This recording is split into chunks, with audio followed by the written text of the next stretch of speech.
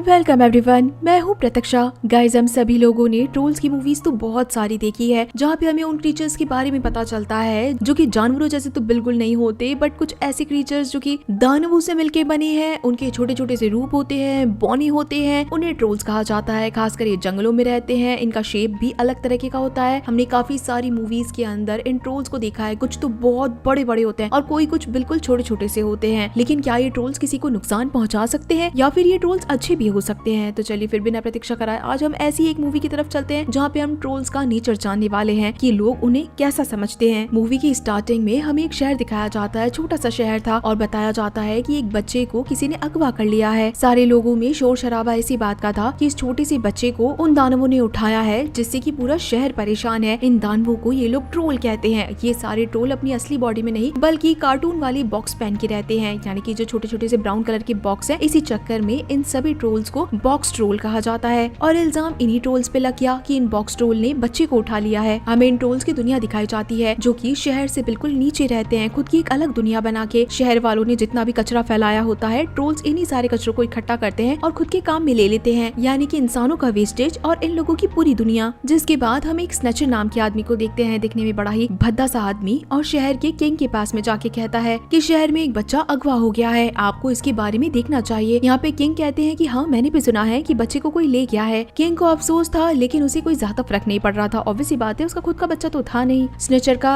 Behaviour बहुत अजीब सा हो रखा था। इसी चक्कर में किंग उसे यहाँ से जाने के लिए कहता है। स्नेचर कहता है कि मैं आपको बता सकता हूँ कि आखिर बच्चे को अगवा किसने किया है। जो बॉक्स ट्रोल दानव है, जिन्होंने हमारे शहर को बहुत परेशान कर रखा है, ये उन्हीं का काम है। वो किंग को इन्फ्लुएंस करने लगता है कि ये ट्रोल्स बहुत ही ज्यादा खतरनाक है, शहर को भी नुकसान पहुंचा रहे हैं और आगे जाके तो बहुत ज्यादा नुकसान पहुंचाएंगे। किंग को समझ नहीं आता कि आखिर वो करे क्या। स्नेचर अपनी बातों के अंदर किंग को फंसाया जा रहा था और कहता है कि मैं इस चीज का सॉल्यूशन दे सकता हूँ, मैं इन बॉक्स ट्रोल को पकड़ सकता हूँ। किंग इस वक्त बड़ा परेशान था। इसी चक्कर में कहता है कि तुम इन्हें बस खत्म कर दो, तुम्हें जो चाहिए मैं सब कुछ तुम्हें ला के दूंगा। स्नेचर को बस यही तो चाहिए था। वो किंग को उसके बाद में अपनी शर्तें बताने लगता है। स्नेचर को हमेशा से एक अच्छी सी जॉब चाहिए थी जो कि शहर के बोर्ड ऑफिस में हो, और साथ ही में वो व्हाइट कैप जो कि किंग ने लगा रखी थी। किंग को जब ये समझ में आता है कि बोर्ड के अंदर अगर इतना भद्दा सा आदमी एंट्री लेगा तो बोर्ड के अंदर आखिर किंग अपनी कैसे नाक लेके जा पाएगा, और साथ ही में इतनी अच्छी कैप जो कि सिर्फ और सिर्फ किंग की हो सकती है, वो इस भद्दे से आदमी को क्यों देगा। इसी चक्कर में किंग उसे मना कर देता है और भगा देता है। लेकिन स्नेचर यहाँ पे खुद की बड़ाइयाँ करना खत्म करता ही नहीं है। वो बार बार में कहता है कि मेरे अलावा इन ट्रोल्स को कोई नहीं हटा सकता, शहर में उन्हें कोई टच भी नहीं कर सकता, और सिर्फ मैं ऐसा हूँ जो उन्हें मार सकता है। अब बताइए आखिर आप ये काम किसे देंगे। ना चाहते हुए भी किंग बात मान जाता है, और किंग को पता था कि ट्रोल्स आखिर कौन खत्म कर सकता है, तो स्नेचर की बात भी कौन ही मानेगा। किंग जो था उसे चीज बहुत ज्यादा पसंद था। इसी चक्कर में उसे अपनी चीज किसी के साथ में शेयर भी नहीं करनी थी। वो बस अपनी चीज को सिक्योर करना चाहता था। यहाँ पे हम स्नेचर को देखते हैं जिसे की बहुत अच्छी सी जॉब चाहिए थी। इसी चक्कर में वो कुछ लोगों को लेके शहर में निकल पड़ा था इन ट्रोल्स को मारने के लिए। रात हो या दिन, ये सारे लोग मिलके बस बॉक्स ट्रोल को ही ढूंढा करते थे। जिसके बाद हमें इन ट्रोल्स की सोसाइटी दिखाई जाती है। कहा तो यही जाता है कि बहुत ही भयानक क्रीचर है जो कि इंसानों को मार देते हैं और भी बहुत सारे नुकसान पहुंचाते हैं। सारे इंसान इनसे डरा करते थे, इसलिए बॉक्स ट्रोल रात होने पे बड़े धीरे धीरे शहर में आया करते थे। खुद के जो भी जरूरत का सामान हुआ करता था वो इकट्ठा किया करते थे, बस इसलिए ताकि वो अपना गुजारा कर सके। जिसके बाद हम इसी छोटे से बच्चे को देखते हैं जो कि हमें स्टार्टिंग में दिखाया गया था। इस बच्चे ने एक बॉक्स पहन रखा था जिसके ऊपर एक्स लिखा था। इसी चक्कर में इस बच्चे का नाम एक्स रख दिया गया कि ये बच्चा यहीं रहता है, और यहीं पे रहते रहते बड़ा भी होता जा रहा था। लेकिन इसे तो किसी ने नुकसान नहीं पहुंचाया था। बॉक्स ट्रोल ने तो बल्कि इस बच्चे का पूरा पूरा ध्यान रखा है, इसे बिल्कुल नुकसान नहीं पहुंचाया, अपने बच्चों की जैसे ही बड़ा किया है। एक्स यहाँ पे यानी कि इंसान का बच्चा खुद को इंसान नहीं समझता है बल्कि इन ट्रोल्स जैसा ही समझता है, क्योंकि इसने भी एक बॉक्स पहन रखा था और ये इन्हीं के बीच में बड़ा हुआ था। यहाँ पे हम एक बड़े ट्रोल को देखते हैं जिसका नाम फिश था। हमेशा से ही एक्स इसी के साथ में रहा करता था। एक्स अब बड़ा हो गया था और इन्हीं के साथ में रहता था, बहुत खुश रहता था। हमें एक चीज दिखाई जाती है कि टाइम के साथ में ये बॉक्स ट्रोल धीरे धीरे करके गायब होते जा रहे थे।